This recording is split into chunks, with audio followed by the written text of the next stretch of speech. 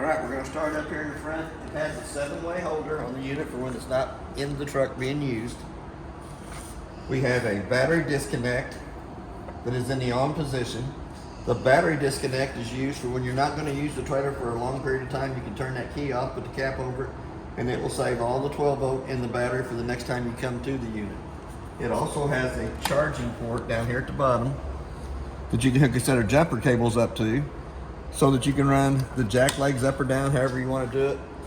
If you come back to it and the battery's dead, there is a way that you can hook jumper cables to it or a battery box so you can get it on and off the vehicle.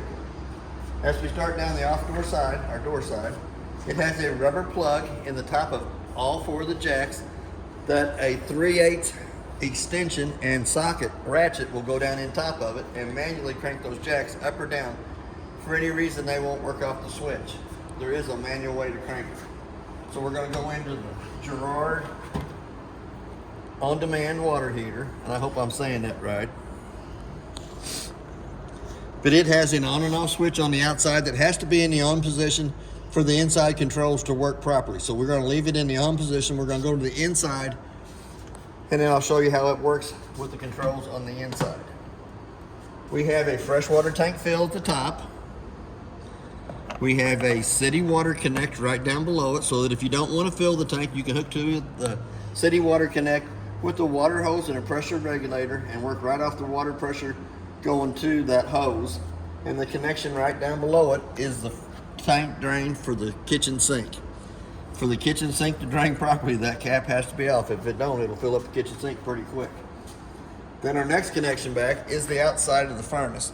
Sucks cold air in the bottom, hot air out the top. I always suggest putting a mud dauber screen over the outside of the furnace for the simple fact that once it's been lit on propane, for some reason, mud daubers love that smell. They go inside it, they build their little dirt nest on the inside, which cuts your airflow down going to the furnace, which causes the furnace to cycle improperly. So that little $20 investment's really worth its weight in gold. It's $155 for us to take the furnace out and clean the daubers out of it. It also has a 110 connection on the door side that is also protected by the GFCI in the unit. We have the hood range, has 2 little tabs up here that have to be lifted up, allows that flapper to flap, not that you burn your groceries, but if you want smoke from the inside out, that flap has to be opened up. But when you're traveling, you'll want to push it back down, lock it in place so that that flap don't sit there and break as it's going down the road. We also have a magnet on the outside that holds your compartment door up. Pretty good size little storage compartment. That is where we'll put your 30 amp power cord when we get ready to hook it to the truck. And anything else outside that you want to put in the outside storage. 30 amp cord goes on, makes a quarter of a turn, tighten up the black knob. Does have a green light indicating that it has power going through it. It also has another green light on the other end of the cord and a little sticker that shows you if you plug it into something that's not properly wired, it'll go to a red instead of being green. We also have our park cable hookup on the outside and a satellite hookup. We also have a outside shower. It's a quick disconnect hose like an air hose is, but it also gives you hot and cold running water on this side of the unit over here. I don't have the pump on. Of course, a little handle to show you that it does work. We'll do that later. We do have a turn the pump switch on for that to work though. As we step around to the back of the unit,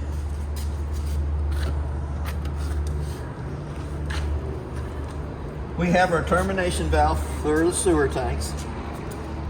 And I don't have any fingernails, so I'm going to use my knife. But we have 2 valves inside there. The gray one on the left-hand side is for the shower water. The black one up to the right-hand side of it is for the toilet water only. So you'll pull the black handle first, let all the nasties come out, that'll come out. Then you can pull the gray valve, which will actually help clean out the inside of the sewer hose coming out. We also have a porch light up on top. I have to show you where the switch is on the monitor panel on it. We also are prepped for a backup camera up top.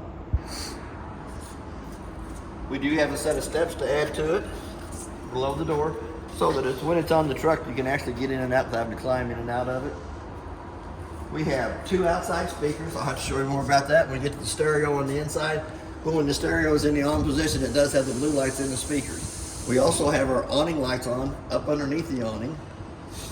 And we're going to go through the operation of this awning in and out, and I'll show you how it goes on here just a little bit. We got a second connection up here that just looks like another outside shower. It is access to the back of the refrigerator only because it is 12 volt. There has 12 volt wires in the back. Sometimes they might come loose, but that'll access you into the back of the refrigerator.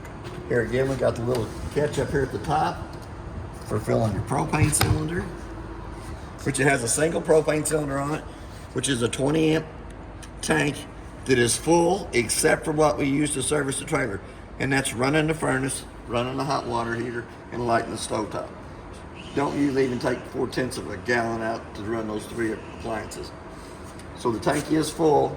It is in the on position, so when we get to the inside, I can show you the stovetop lights, I can show you the hot water heater lights, and we can run the furnace too. All the motors have a little cap on top so that you can manually crank them up or down. The 2 squares on the bottom is for the awning. So when we get the awning out, we'll show you how those go on exactly. So what we're going to do is we're going to go back to the front door. You can have the handle over the door to hold it in place. So we're going to open it up. We're going to step to the inside. It has a remote for the jacks on the side. So we're going to push the button. We're going to push it till it turns red. We're going to push it again until it turns green. Then you can, well,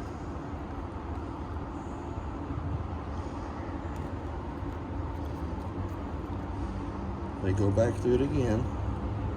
Oh, it does have a button on it that has to be on before the jacks will work up or down.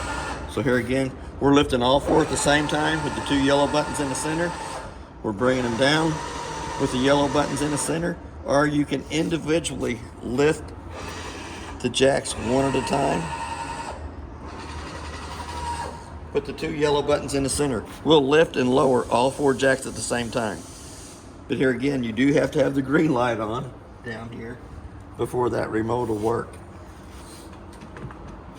And it does have a working fire extinguisher on the right-hand side as you step in. There's 2 handles in the unit. The bigger handle does the awning.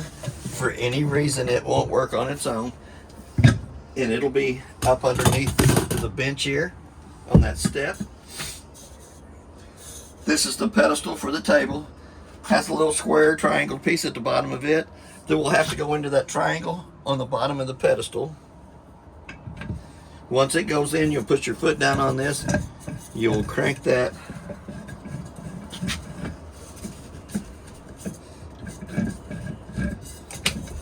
Now, I might be turning it the wrong way. It always takes me a couple tries. But anyhow, that little triangle goes right down in the center of that.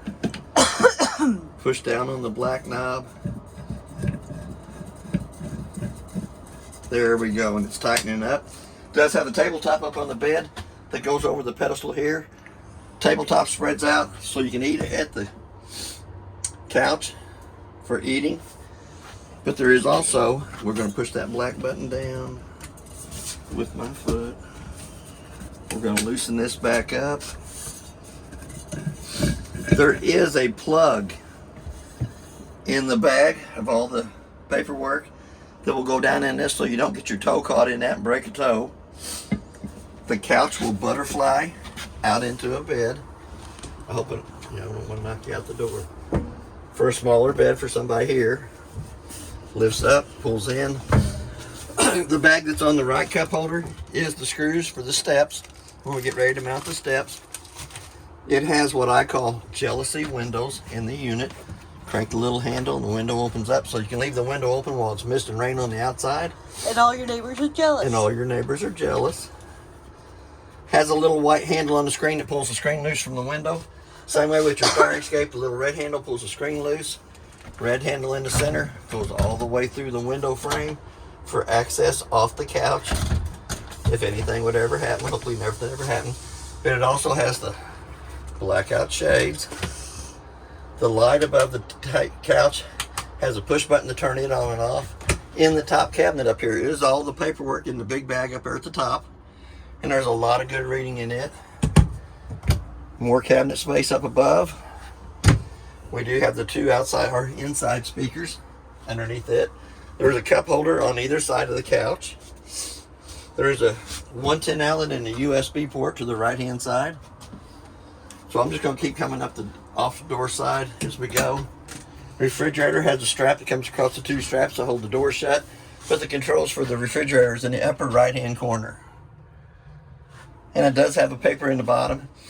Quick cool down shows you how to actually operate the refrigerator. It's always good to read those because there is a certain procedure to that for getting it to chill down. But anytime you're in travel, you'll want to lock the door back in place so the door don't come open, slings all your food out. We're going to go up to the air conditioner. The biggest part of the blue line is what you want the compressor turned to. Do not have a heat option strip in it. That's available if you want it, but it does have a low cool, medium cool, and a high cool. It vents out all four corners of the AC, or you can open it up right there and it opens, drops all the cold air down into the center part of the unit. So I'm going to shut it back up. Go ahead and turn that back down a couple of clicks. We also have your GFCI outlet at the steps as we're coming in. Right down below that is a carbon monoxide and LP detector that makes a real annoying little sound when you push the button. It's going to do it a couple more times.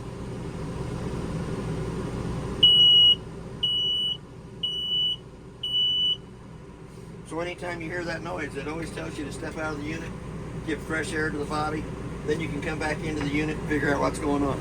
Usually the LP side is because somebody's turned the knob on the stove and not lit it.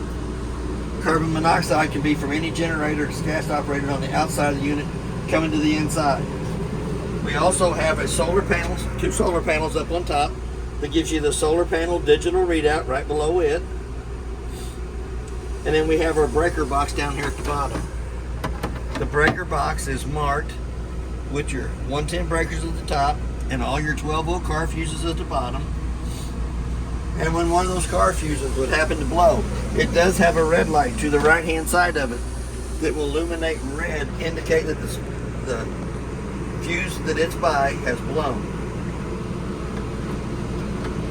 Hopefully you never have to deal with that.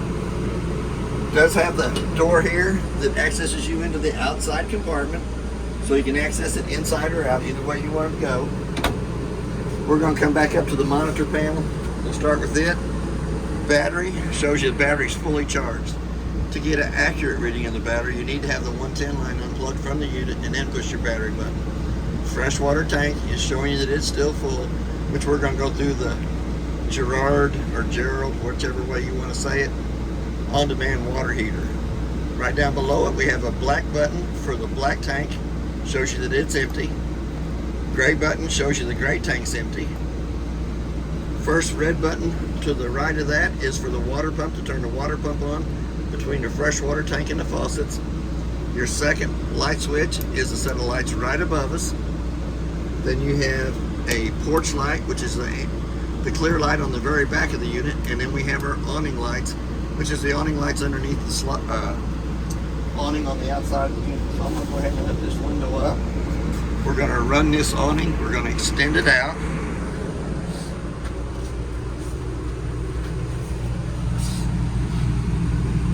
And as it goes out, it will get loose when it's all the way out. You have to actually pull it back in just a little bit to tighten up the canvas above it. So here it is tight. There it goes loose. So what we're going to do is we're going to run it back just a little bit, which stretches the canvas back out tight. Now we're going to go to the outside and show you how the bottom legs go onto the unit. So while we're out here on the outside, it does have a little lever on the side that you can flip up, which allows that to come out. We're going to turn it. We're going to lift up on the little black square connection, stick it inside of it, and push it back down. There is a handle on the side that we're going to lift up. We're going to stretch it out, put some tension on it, and that handle goes backwards instead of back towards it for it to secure it into place. You almost seem like you're going to break it, but it has to go backwards for it to lock into place. So we'll do this other side the same way. We're gonna lift it out. We're gonna pull it around to where that handle's towards you. We'll go back up to the black square. We're gonna slide it in, lock it in place, loosen that handle up. We're gonna pull it back out. We're gonna tighten it backwards, which keeps the canvas stretched tight and also gives it the second way to fasten to the unit.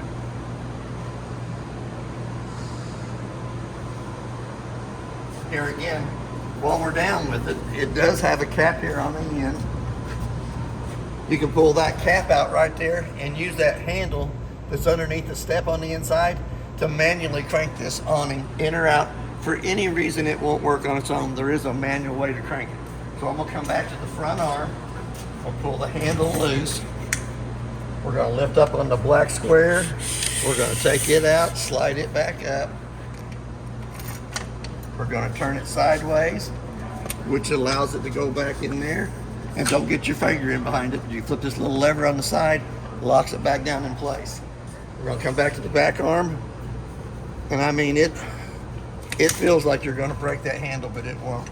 We're gonna loosen it back up, come back up to the square, pull it out, slide it in, bring it back over here to the side, come to the outside edge, flip that little lever, which lets it go back inside of there. And then we'll go back in and we'll push the button to retract it back in to bring the awning back in.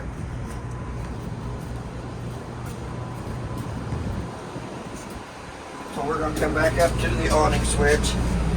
We're going to look at it. It says retract at the bottom, so we're going to retract it and let it come back through.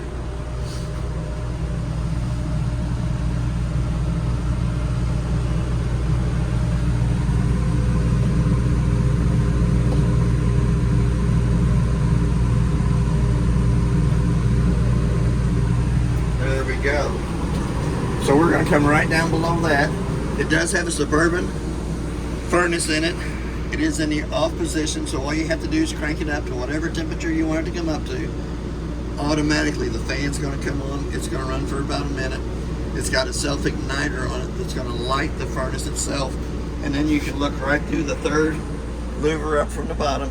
It does have a little glass eye in there, and you'll see the blue flames burning in it, and you'll be able to feel the temperature change on your side as you're standing in front of it. Here again, we're going to come back to the, and I'm not sure I'm saying this right, Gerard or Gerald?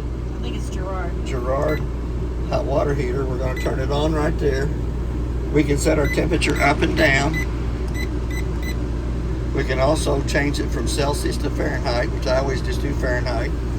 Now we're going to come back to the hot side of the kitchen faucet, which is marked hot and cold. We're going to turn it to the hot side and lift up on it. Make sure the plug's out of the sink. Then you're going to get the little fan on the left-hand side. You got the little flame in the center, and then you got the little faucet on the right-hand side. And as you're running the water, you can actually watch the temperature of it come up to whatever you have it set to. I set it at 122, I think, so it's going to run for a minute before it gets up to that.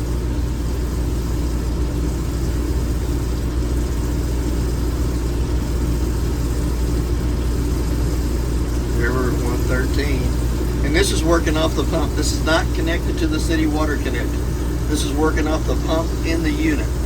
But you always want to make sure that you got the cap off the sink connection on the outside so your water's got somewhere to go before you turn water pressure onto it. Other than that, you're going to have to open up the plug in the sink to let the water go to the outside of the unit. And since it is just clean water, there's no, you can put a sewer hose on it or a water hose on it if you want to, but it can pour right off the side of the unit. There we are at 122, which is pretty good temperature for taking a shower. So I'm going to go ahead and shut that back off. As soon as you turn it off, the flame goes off, the little sprayer head goes away, and then the fan's going to circulate for a little bit, letting water circulate through that on-demand water heater to cool the water off on the inside. We're going to come up to the very top. It does have a microwave in it. I didn't warm my lunch up in it 2 days, but there's also a pamphlet in it. A clock button. So let's hit the clock button. Let's say it's 2:30. Hit that clock button again in the center till the 2 center eyes is flashing. The only reason I set the time on the microwave is If I've left the unit for any reason and I come back to it and it doesn't have the proper time, I know it's lost 110 power coming to the unit. So that makes me go and check my refrigerator to make sure I didn't lose my food inside my refrigerator. But usually it'll have the right time on it unless somebody comes by and unplugs my trailer and plugs theirs in. Right down below that we have a hood range that has a light for the stovetop and a fan. For that fan to work properly, the two tabs on the outside range hood vent have to be lifted up, allows that flapper to flap. So we're going to come down to the 2-burner stove. We're going to turn it all the way up to the light position using a lighter or long match to light. We're going to let it run for just about a minute because it actually has a thermocoupler on the back side of them that has to heat up to temperature before it'll stay burning on their own. If you try to light it and let it go real quick, they'll go out every time. I'm going to show that one more time. Take it up to where it says light. You probably want a long lighter. You do want a long lighter unless you like smelling hair burn off your knuckles. It does have a strainer for going over the top of the sink. Light above the sink has a little push button in the center of it to turn it on and off. Pretty good sized cabinet space up above for snacks. 2 sets of keys to the trailer. The purple key does the lock and deadbolt on the front door. The kind of gray colored key does your outside shower. And then you have a 751 key that does the 2 outside black shower lids that accesses you into the back of the refrigerator and also accesses you into the shower on the door side. There's 2 remotes in the unit. 3 actually, counting the one on the floor. The mid-size one turns the stereo on and off. You have speakers A and B. So I turned it off, so I'm going to turn it back on. We're going to go to A speakers, which is inside. Your B speakers are your outside speakers. Whichever speaker's on, it'll tell you what it is above it and that it's on. You can dial your volume up from inside. You do have the buttons on either side for changing the radio stations up or down. You can also play a DVD between the stereo and the TV. To do that, you have to hook up the HDMI cord, which is in the paperwork bag, between the connection up behind the TV and the back of the TV. Then you can actually play a DVD through the stereo on the TV. The bigger remote is for the TV, so we're going to turn it back on. It's going to take us to channel 28, which that's ION. That's about 80 miles away from here. That's working off the antenna on top of the unit and the booster that's in behind the TV. There's 2 screws in this panel here that accesses you into the plumbing underneath the sink and the wiring. I have the 4 screws out of the board over the top of the water tank and battery. It has one new 12-volt AGM battery in it. The water pump's on this side over here. And it does have a bypass winterized hose on it. So when you get ready to winterize the unit, you'll take that white valve and turn it in line with this hose here. Stick it down in your antifreeze jug, turn your pump on, and we'll suck antifreeze through the whole system. And you have to do the Gerard on-demand water heater. It has to have antifreeze in it. So you'll want to make sure that you get it all winterized through your hot and cold sides of the faucets. Whenever you get ready to come pick it up, I'm going to put the 4 screws back in that little piece of carpet. There's the 2 in the back, and I got 2 here in the front. And when they're screwed down, you can just barely see the screw heads coming through that carpet. So we're going to go back up to the master bedroom. It has a USB port on either side of the headboard at the front. It also has a 110 outlet on my left-hand side up in there. It has 2 more speakers for the inside, which is the A speakers, auditorium. It also has our smoke detector above us that makes that same annoying little sound as the LP carbon monoxide maker makes. But for that fan in the center, you have to pull down on the black knurled knob to crank it up or down. There is 4 speeds on that fan once you get the vent cranked up. And there's also an off button to turn the fan off if you just wanted to have the vent cranked up and no fan going. But up in the master bedroom area to the right hand side, we have another fire escape window that works just like the one behind the couch. Pull the red handle on the screen, pulls the screen loose from the window itself. Red handle in the center goes all the way through the window frame at the bottom. Will let you access from out of the bed area in the front. We hope nothing ever happens, but they do have to have a way to escape out in case something does happen. That is, well, another thing is too, all four of the lights in the master bedroom area have to be turned on by hand. They have a little push button dead center in the middle of them that turn them on and off. All four up in the master bedroom area have that.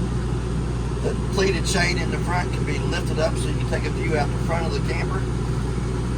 It does have quite a bit of storage on the left-hand side. Extra pillows, blankets, gun, whatever you want to keep up there, snacks. I'd have snacks if it was me. Me too. This table can also be stored underneath the mattress in travel so that you don't have to have it up on the bed sliding around, breaking a window, or you don't have to have it on the couch sliding around there. You can put it back on the pedestal and stick it up on the couch because there's no slide rooms that come in or out back here. Now we're going to go into the master bathroom. In the bathroom there is a light in the ceiling. A little black button turns that light on. Little black button on the handle lifts the vent up. Little black button inside the vent itself turns the fan on for pulling moisture from the bathroom out. It does have the dome in the top for you little taller guys. I don't have that problem. But here again, we do have hot water on the left side, cold water on the right side. We have a dry storage compartment down there at the bottom for the toilet paper, towels, and wash rags. It has a single foot flush on the front of the toilet. There is directions on the lid for how to use it. And I'll warn you, before you take a shower, you'll want to pull that plug out of the shower stall. Because if the plug's inside, all the water stays inside the unit, doesn't go into the tank. So you'll want to make sure that plug's out if you're taking a shower in there. And it does have a 2-shelf medicine cabinet with a mirror, so you can get all gussied up. It does have a privacy curtain that comes across, blocks off the sliding door so it don't get wet. And then you do want this locked when you're in travel. And you do want that locked in with that strap in travel so that it don't slam back and forth until it breaks out. I don't say it breaks out. It usually comes off the track up here at the top or slides off the back. That's basically everything on your unit. If you have any questions, I'll try to answer them the best that I can. There is an awful lot of good information in that bag, in the pamphlets. There's also a second remote control in case you lose that one. There's also a second cord inside there in case you lose that one. There is the black plug that covers the hole for the pedestal so you don't break a toe off in it.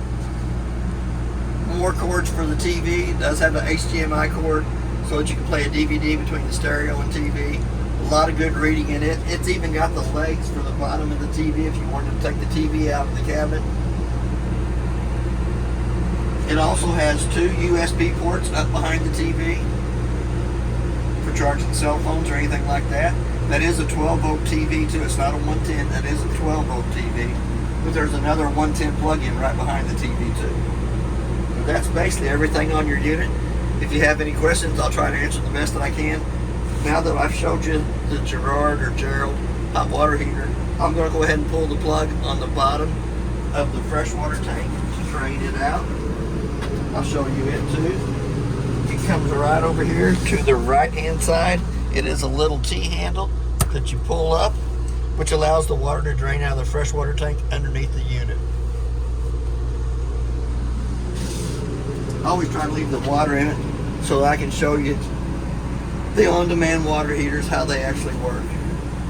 But that's basically everything on your unit. If you have any questions, I'll try to answer the best that I can. Thank you.